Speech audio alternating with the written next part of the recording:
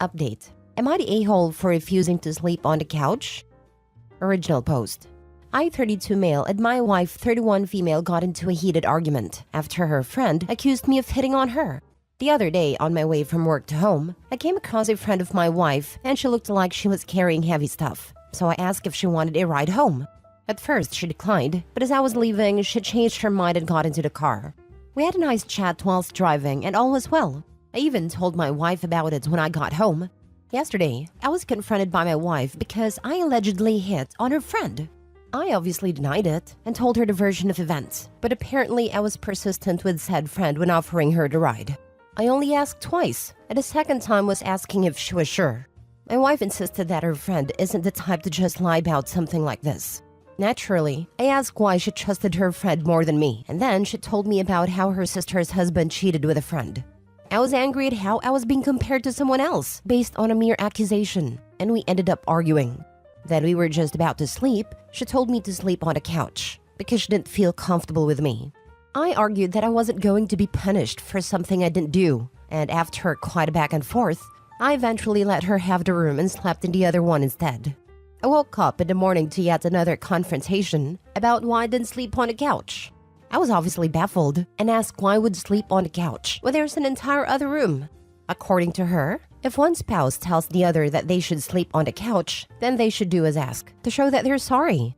I pointed out that this was ridiculous, especially when you add the fact that I didn't even do anything.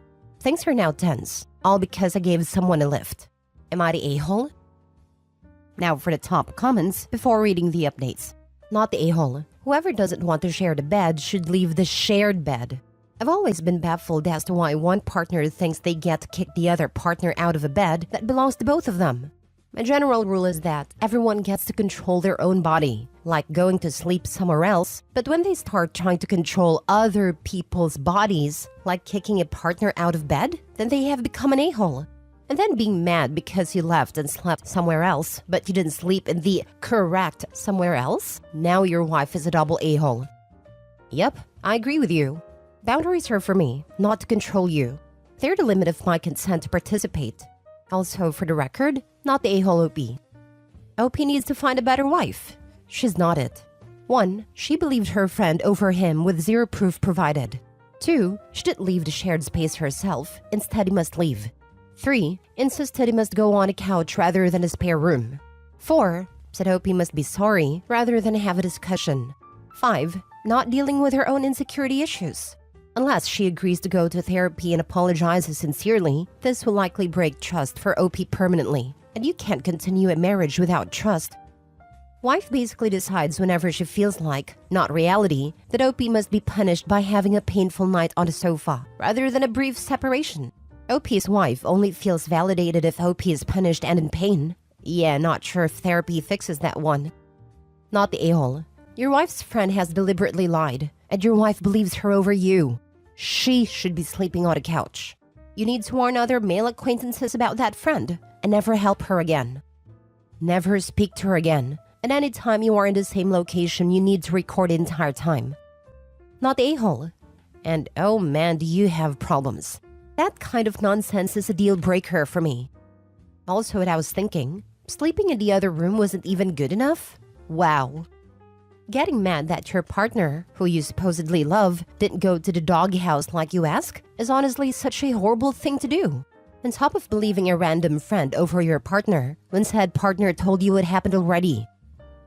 Now for the update.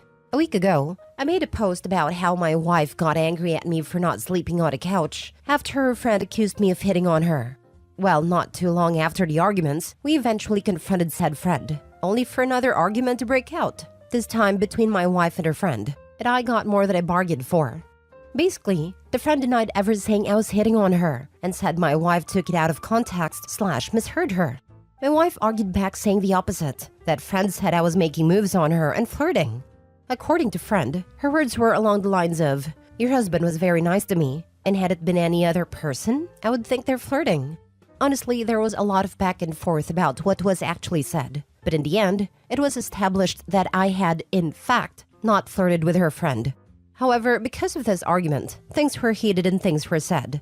What got me is when her friend revealed to me that my wife was very insecure and had been keeping tabs on me, checking my phone every now and then without my knowledge and, quote, searching my car and laundry for any feminine product/scents that did belong to her every so often. Apparently, she's been confiding all this to her friends, and at some point, even considered having one of her friends flirt with me to see what I would do. Needless to say, I'm speechless and very disappointed. It's only now that I realize there wasn't any trust ever in this marriage, and I'm only going to continue suffering because her sister's failed marriage. She's tried apologizing and denying at the same time, to the point where I'm confused what she's apologizing for and what she's denying. I was tempted to give her the same treatment she gave me based on an accusation, but to be honest, I really don't have the energy. As of now, I've asked for some space to contemplate this entire marriage. Thanks everyone for the support and advice. It really means a lot. It seems like a lot of you were right. I think I'll take it from here. Again, thank you so much. Sincerest regards. Wow, OP. She's projected her insecurity so hard it contaminated her friend's view of you, and or the friend decided to fake the loyalty test for her? Sounds like she needs a no-contact timeout for the health of your relationship, and your wife needs a therapist to vent to, instead of crap-stirring friends.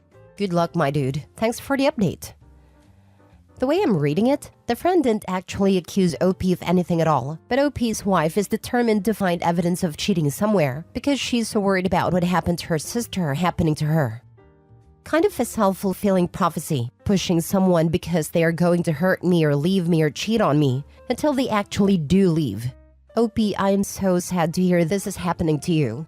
Don't look for any blame by yourself. You did nothing wrong, and this is a problem of your partner. I totally agree. The worst part about trust issues is that you often end up getting exactly what you fear. Too often, the suspicious behavior that results from distrust leads to conflict and breakup.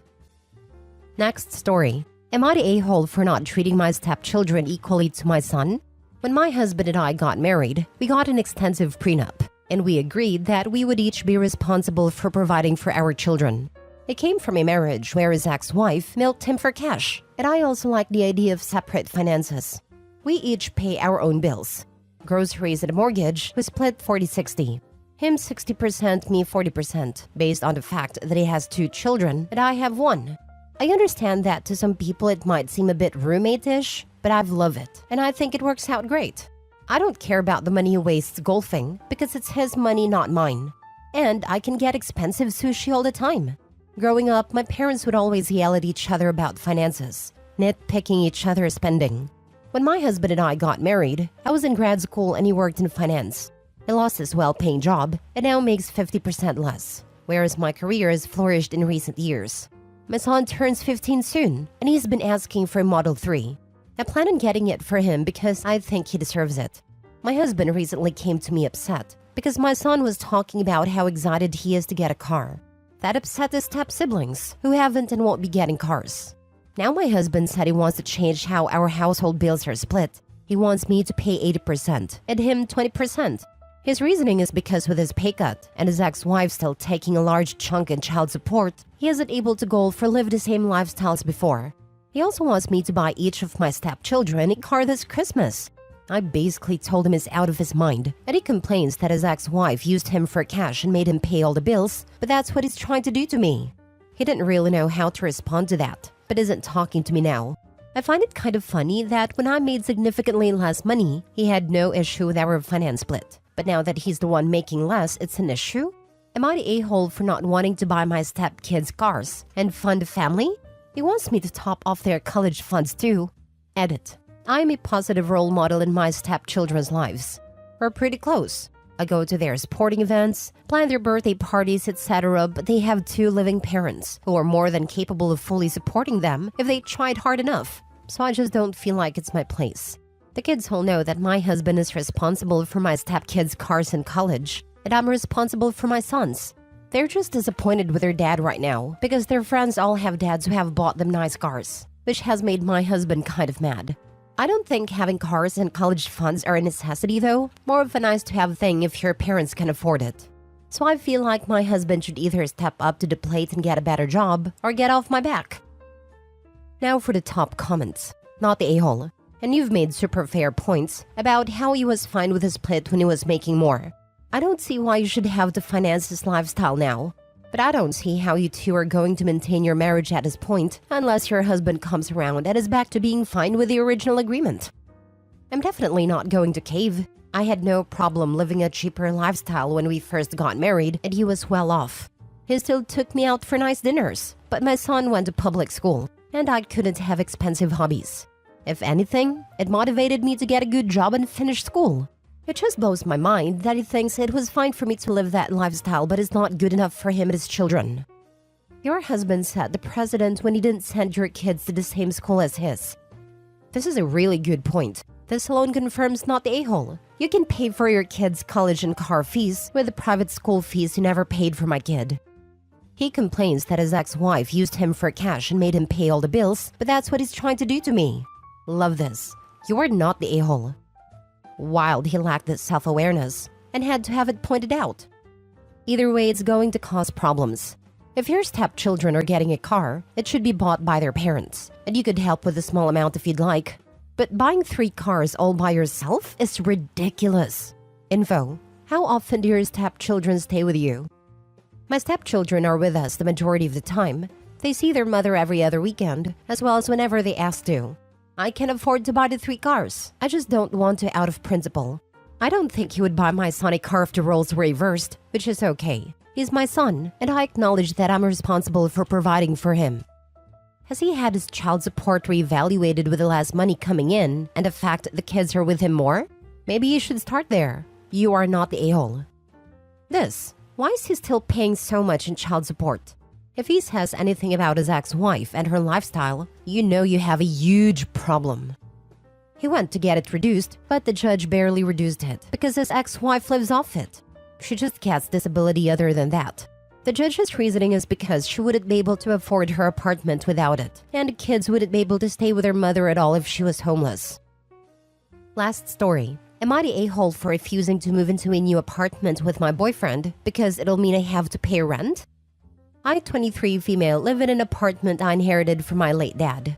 It's fully in my name since him and my mom weren't ever married or even in a relationship at all, and he didn't have a wife or other kids. He passed away during peak COVID, and I moved into the apartment full-time last year after graduation. The apartment was in a different city to my university, so I couldn't live in it while I was in university. I met my now boyfriend when I moved to this city. We've been officially dating for just over a year, and everything is great with him. Things are getting pretty serious, and he suggested moving in together. I was totally on board because I get lonely living on my own and ask him to sleep over so often. He's at my apartment for a lot of time anyway.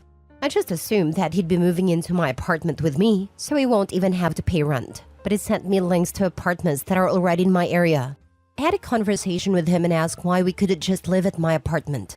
He said he wouldn't feel comfortable living in a house that's completely mine, and he has no say over. He said if we rent a new place together, then we can have equal say in it. I got where he was coming from, but I was honest with him and said there was no way I was moving out of this amazing apartment that I live in rent-free, just to move into some other apartment in the same area and have to pay rent. I said legally, he would have tenants' rights if we lived together, and I won't ask him to invest in some home maintenance or renovation since that's my business. He still wasn't satisfied and said he still isn't comfortable and is just looking out for himself.